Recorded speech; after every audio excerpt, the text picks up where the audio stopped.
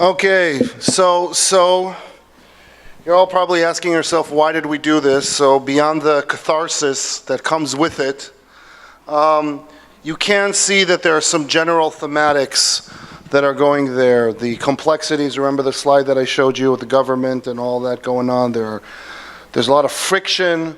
It's multi-stakeholder. There's a lot of opacity. There was a call for transparency. There is a lack of flow data illiquidity, and without data, there are no insights, and with no insights, there's no knowledge, and with no knowledge, there's no wisdom. And so clearly, I think that everyone was very good to detect what is wrong with the system. The problem started to come where embedded in these identifications of problems, what was embedded in it was already why they think the problem is. If you listened carefully, because insurance doesn't do this, because the governments don't do that, because the hospital doesn't do this. Everyone has already in their head, you're walking to the table to negotiations already upset, and already in your mind, who's to blame? Okay? That's extremely important. That if we want to move forward, and I said that yesterday, this is not a Hollywood story of good guys, bad guys. This is more like a story of, Greek tragedy. We all win or we all lose. Now, clearly, this is a sterile example. We weren't really, some of us, really doctors or really patients or really CEOs of pharma or really CEOs of insurance companies. Or politicians, say, we want you to be healthy. We want you to do this. We believe that we shouldn't have oligopolies, but we should have oligopolies. So there's a whole host of, talking is easy. But what I haven't heard from any group is where's their part of the problem. What is their part of the problem? When they had the question there of what would you change, nobody said, I would do this. They were telling me what the other person should do. That's good. But nobody said what I should do. That's not your fault. We've been doing this a dozen times. It always comes up. That we're in the blame game. And it's not nasty, it's not because we're used to talking into these echo bubbles. Patients with patients and doctors with doctors and hospitals with hospitals and politicians with politicians. And we know already the answers and our mind closes more and more and we have all these blind spots. And so just at home where everybody has an idea, both my wife and my daughter, what I should do better, everybody's good at that. Nobody tells me what they can do better. And so really once you kind of go into this state of suspension, that when you start talking about this, I want you to really suspend yourself and say that we really need to work together and get this, and not with this prejudge or presupposition that there are bad actors in this, comes the whole idea of value. And that's the problem. That and this is anyone who did Econ 101, value is quality divided by cost. Now, what's the problem with this? There are two problems. First of all, what's quality? What's quality for these guys are not quality for these guys, and not quality for this group. Everyone has a different quality, right? Quality for me is to get everything. Quality for me is everybody behave and don't ask for anything. Quality could be on process. So that's why we have, and anybody who's in the medical field knows all these programs that are coming out. Meaningful use 1, meaningful use 2, meaningful use 3. Why are there the iterations of iterations? Because we can't agree what quality is. But the other problem, which is even more nefast, is cost. When you put cost in the denominator, that overemphasizes the importance of cost suppression. What can we do to do more with less? Which reminds me of the story of the farmer who had a mule and the mule died, and he said, it's just a shame because last week I taught him how to work without food and water. How can we do less? How about that you don't have a doctor immediately, that you have to do, jump through hoops to go 100 miles? How about that? How about a doctor? We don't have medications to give. How about we have syringes, but we don't have needles? How about a pharmaco? Each one. How about doing more with less? Because it's all about cost suppression. So what I suggest to you, and that's the only slide, the next slide that I want you to remember from this, besides the fact that it was fun for a second to imagine that you're actually a CEO of a big company, besides the fact that now I hope you all agree that none of us is as good as all of us, and we have to work in this together, is to leave with this slide, that actually the power of decentralization, beyond the immutability, beyond the network effect, beyond the decentralization, beyond the discouragement of predatory practices, all these things that you hear again and again, beyond what we'll hear this afternoon on the excellent panels that will talk about what they're doing, is that at the end of the day, it's all about what you get, what you want to get, divided by what you're willing to give. So if I'm a patient that I want to get everything, but I don't want to give up my cheeseburgers, it's not a value proposition. If I'm a doctor that I want to do anything I want to do, I want to do a brain transplant or a body transplant, but I don't care what the price is, not going to work. If I'm an insurance company and I'm creating products that I want to pay for, but on each product, it's like you go on the airline and the only thing now that they're not charging you for is the oxygen. I don't know, maybe that's going to be the next one. It's not going to work.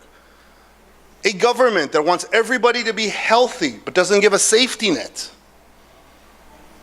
Industry that does put profits before products, before people. So this is the fundamental question. What are you willing to give up? And what blockchain does through the consensus protocol is what are you willing to give up? So, yeah, that's what I wanted to say, and I think it's exactly 2 o'clock. So we can start with Aman. Thank you so much.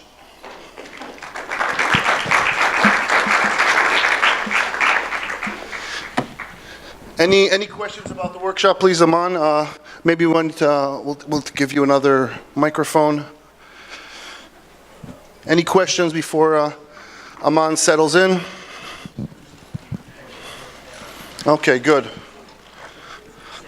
Adi, don't forget to come to your panel. Yeah, dude. Okay, why don't we sit Sounds good. comfortably?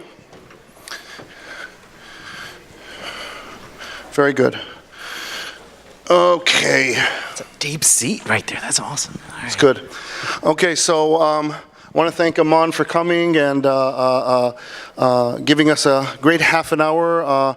I've worked with Aman for a while now, and I'll let him introduce himself and his background and what brought him to conceive and develop AmChart, and we'll take it from there. All right. Well, thank you. Thank you for having me and moving some things around to accommodate my flights. But my name is Aman Quadri. I am the CEO of AMSys Blockchain. I'm also the Chief Strategy Officer of a company that's been around for 15 years called the AMSys Group, which is based out of Houston, Texas.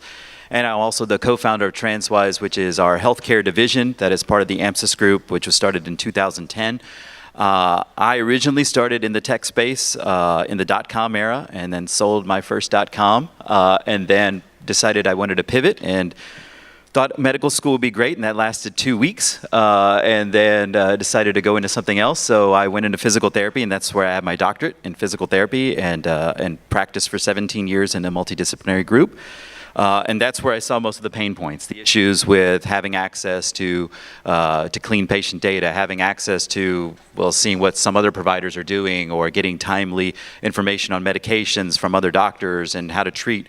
And so those were the things that were kind of leading us towards trying to solve a problem.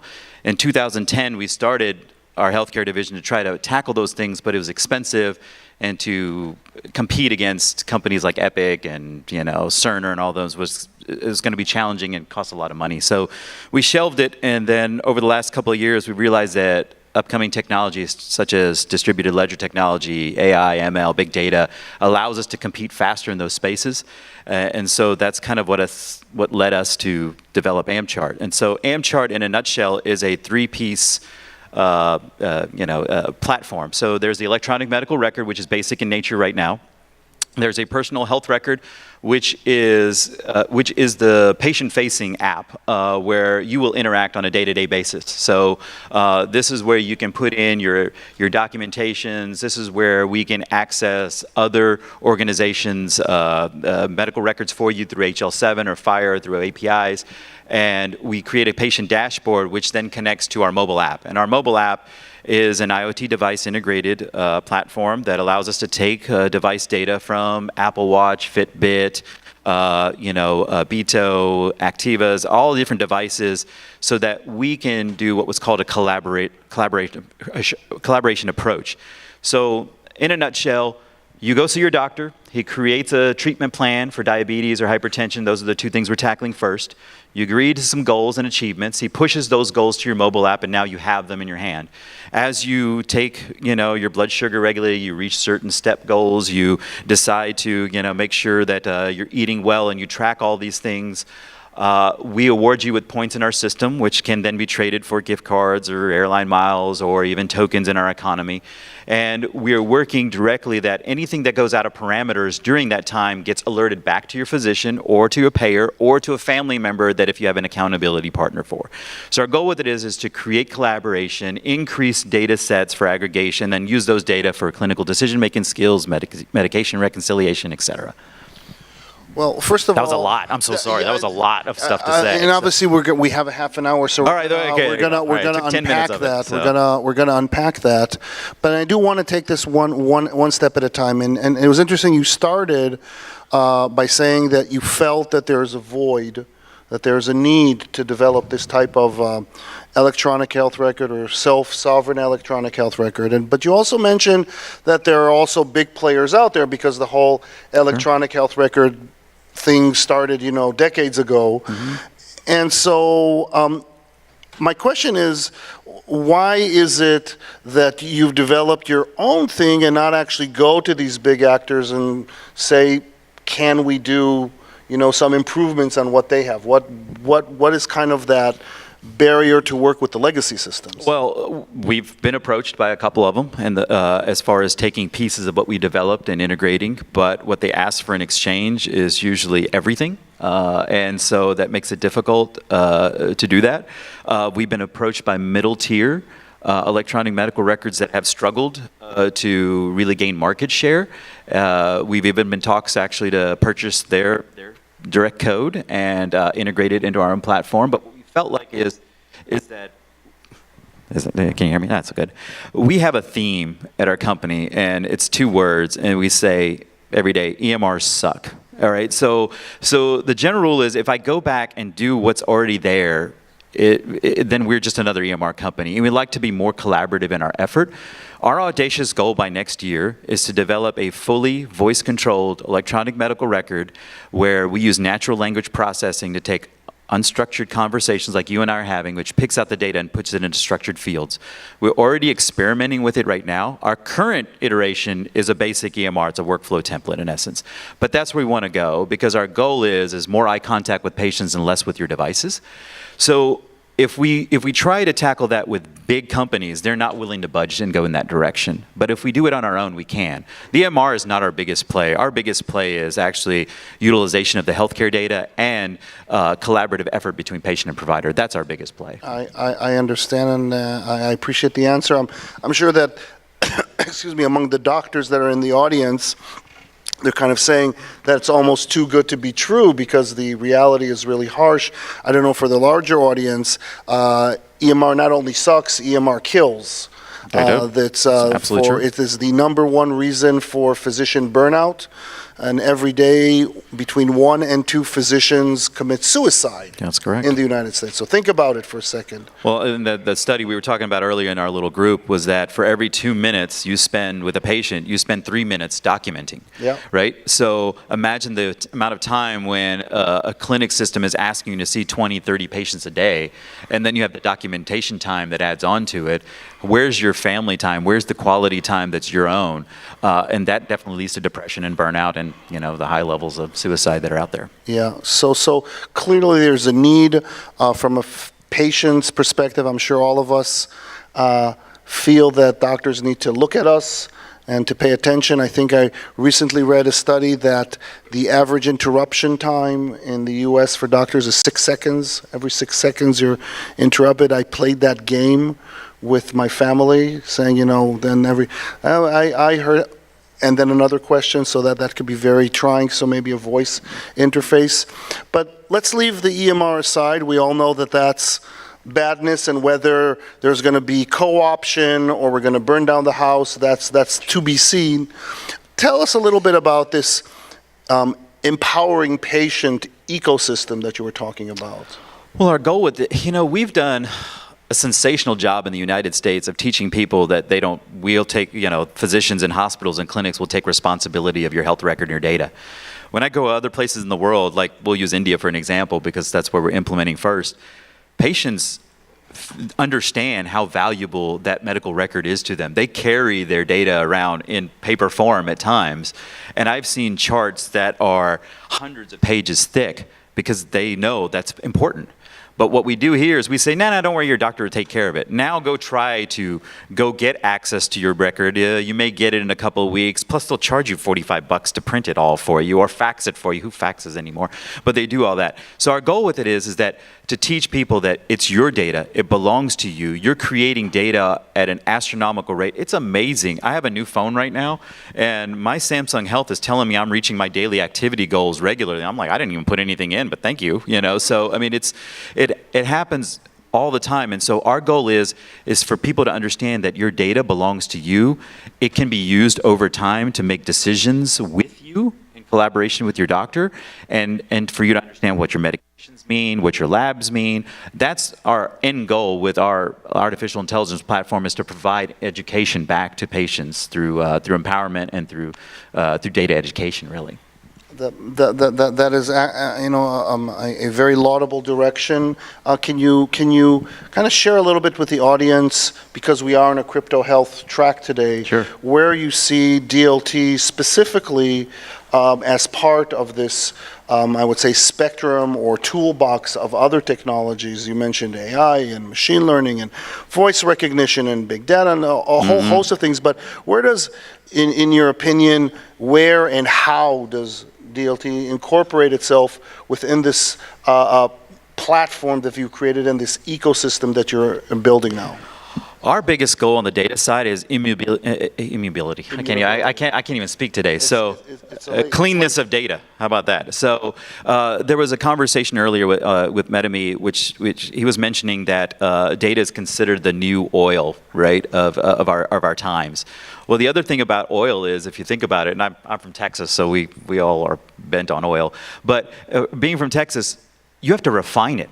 It comes out of the ground dirty. It takes a considerable amount of time and effort to make it clean before it is usable for some other form, right? And that's the same way that data is for us, is that we feel like that blockchain is great on creating a clean record of data that can then be used in AI platforms for big data analytics. So the cleaner your data going in, the better the results that are coming out. And so that is our biggest play right now on that side, is to create clean data streams for what we're trying to do from our analytics side. I do think that's an excellent point, because not many, of course, the CS, the computer scientists among us and the developers among us, for them it's clear why or how a DLT will help in AI structuring, but that's not a common feature. When people talk about blockchain, that's not what they talk first. They talk about the military-grade encryption. They talk about the immutability, the inability to putz around with it and change it. Sure. So that's a very important point that you're mentioning. Is there anything about the current capacities that blockchain platforms can do or cannot yet do that you see them either as barriers or opportunities for the future? Well, we talked about it before. We can't store health records on a blockchain. That is really bad idea. It's really just a dumb idea. Mainly because when we're talking about imaging, we're talking about full health records, those can't be stored. Like, so for us, we store pieces, right? So we store de-identified data, the transaction hashes that lead to the de-identified data on the blockchain, but identified data actually still sits on, HIPAA compliant cloud. And right now we're experimenting with taking an entire data set and sharding it in a way that we can then distribute it over multiple private nodes, right, in our network. So we're taking a look at different opportunities and how blockchain, even from a security perspective or identity perspective on our platform, can be utilized. But I think there's still a ways to go. And really, I'll tell you this right now, most physicians, most hospital systems, most clinics could care less of the word blockchain and distributed ledger technology. What they care about is what you do provides value, does it make it work? And so what we're doing is we're creating platforms that work in partial blockchain methods, and then we'll port them over, and they won't know the difference. All they'll know is what it does. And that's a valid point. For years I used to say that you don't need to know how a fax works in order to actually use it. So that makes absolute sense. But go in a little bit more deeper. When you talk about that value, you say it works. Then what are you thinking of? Are you thinking of work efficiencies? Are you thinking about patient outcome and activation? What features in your ecosystem that makes it any different than a good doctor who adheres to value-based care and practices good medicine? Sure. Dr. Houston is here. Our patients are awesome. What's special about what you can provide? Well, our goal is experimentation right now. So we're trying to figure out what works, what doesn't work, and how we can work with physicians and practices and see if their guidelines work. So let me give you an example. First things first, it is hard to get into medical systems and clinics in the United States. And so we're a large United States company. We've been around for 15 years, and we have lots of partnerships, and they're all saying, well, make it work and then we'll talk, right? And so our goal with it is that, well, let me go to a place that won't ever say no to me, right? So we built our own hospital in Mumbai, India, as of 2 months ago, so that we can run our own patients through there, right? We've already seen 200 patients. We're gonna launch our platform in 3 weeks, and really nobody can say no to us because it's our own hospital. So our goal with it is this: how do I take clinical treatment guidelines that aren't utilized in India right now, implement them, and see how they work to the current standard of care? Right? So can we make the process more efficient? Can we utilize technology to be able to monitor people and provide feedback to the patient and to the provider? And if there are things out of parameters, that we can alert somebody and get a telemedicine visit through. Like, this is a whole ecosystem, right? So currently right now, our diabetic patients, most of the standard level of care in India is they get tested once a month for their blood sugar. There's no daily testing. Right? They don't even do that, right? How awkward is that? We don't think, most of us, that are in practice or have been in practice, we're like, dude, that makes no sense. That's what they do. Our doctors right now in our hospital check once a month. And so we said, okay, well, let's just change that. We're going to take American Cardiovascular Association guidelines. We're going to implement them, and we want you to do them on a daily check. We want to follow their labs regularly, and we want to port those data sets onto a blockchain, or at least the transaction hashes, and utilize our ML platform to give you alerts. Would you be interested in that? They're like, great, because they even have less time than physicians here do. So we want to give more tools to get quick alerts and then be able to see whether it's working or not. And so we've run 100 patients through the standard level of care, and the first 100 patients starting November 5th will run through our platform, and we'll compare. And we have 2 different universities that want to take a look at the data, publish it, and see the differences on how those guidelines and treatments work.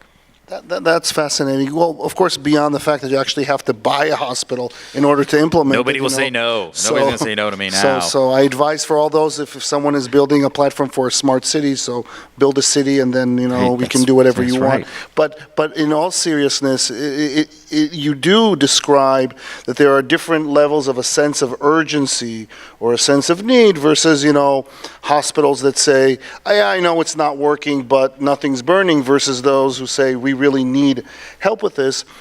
Do you see these type of solutions that you are building more appropriate for developing countries and emerging societies, versus the developed world, or is just the U.S.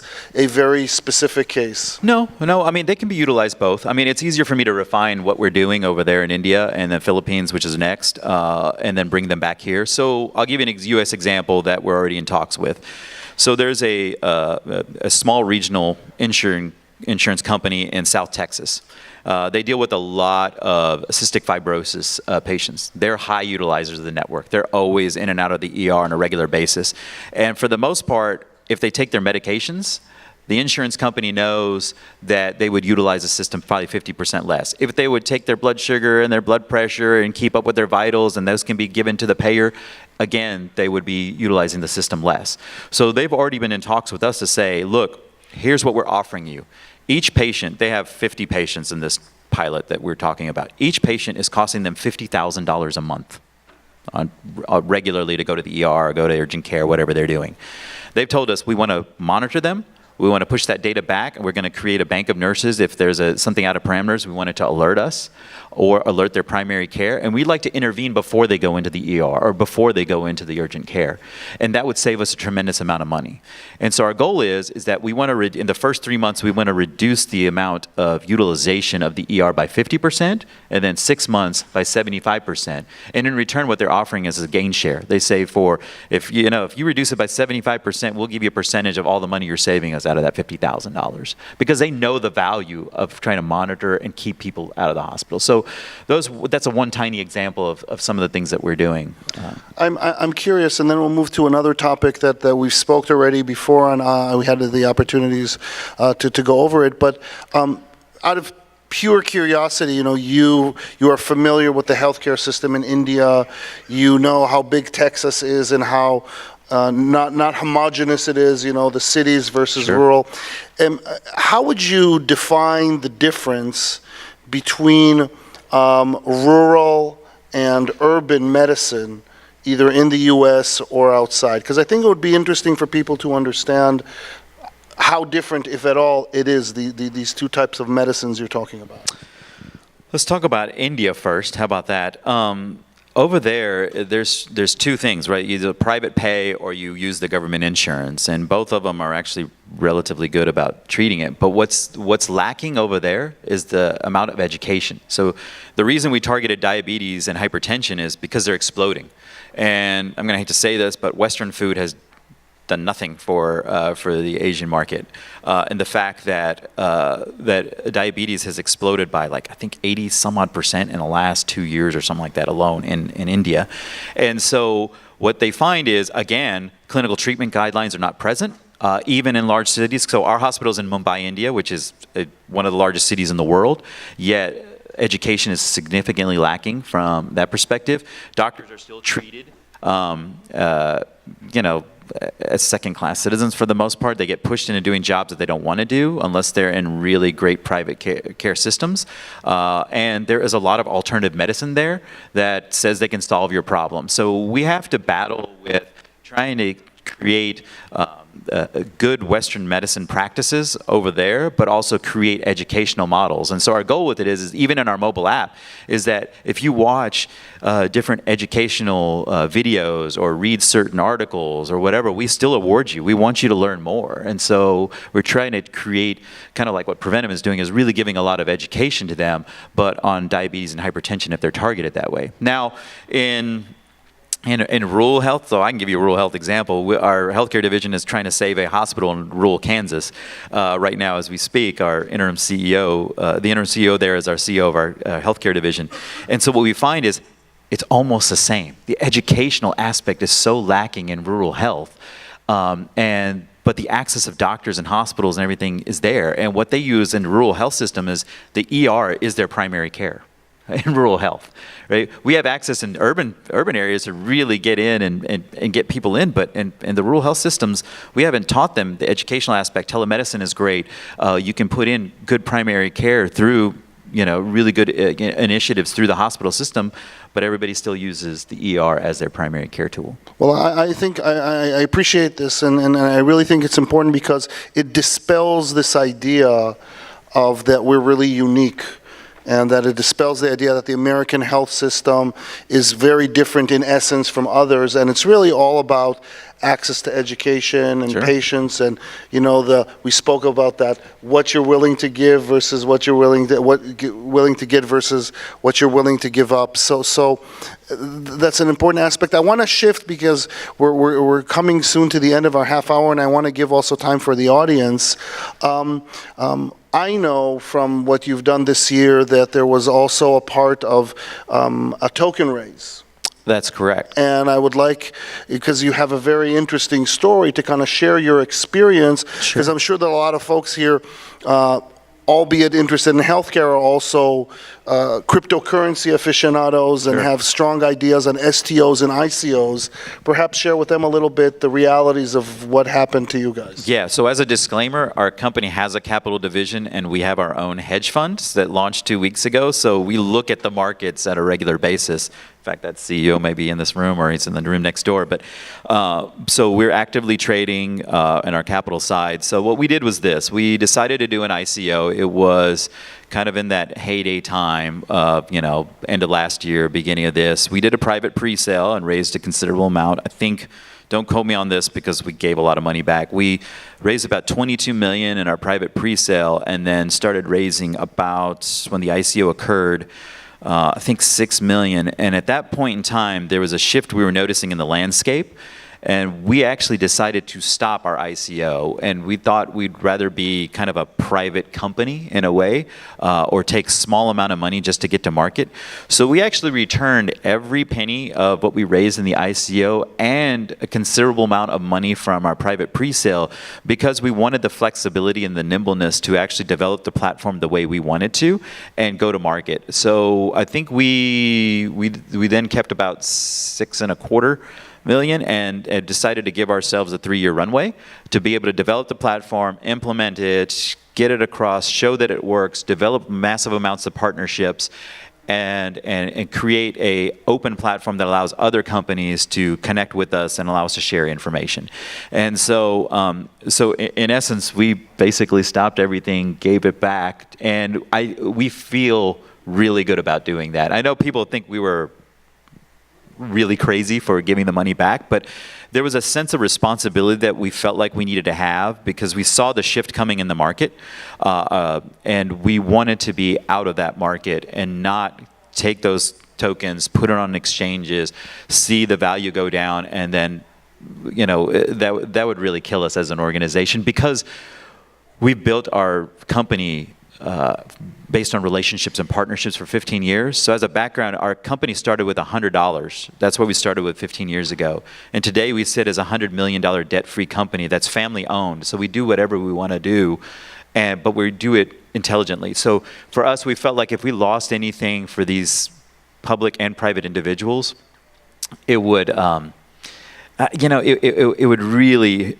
hit us deep because that's a relationship that we would probably be, hurting. So that's the reason we did it. The people that stayed with us are very close family, friends, and investors that stayed with us. Well, I think that first of all, it's a cautionary story, and the fact that you guys were prudent, better safe than sorry, Yeah. but also a guideline for other companies that are out there that may be less prudent, that perhaps they should treat their investors as if they were their close relationships Absolutely. and their close families. So great. So we're getting towards the end of the half hour. Are there any questions in the audience that they want to ask Aman? I've covered it all. That's right. It is.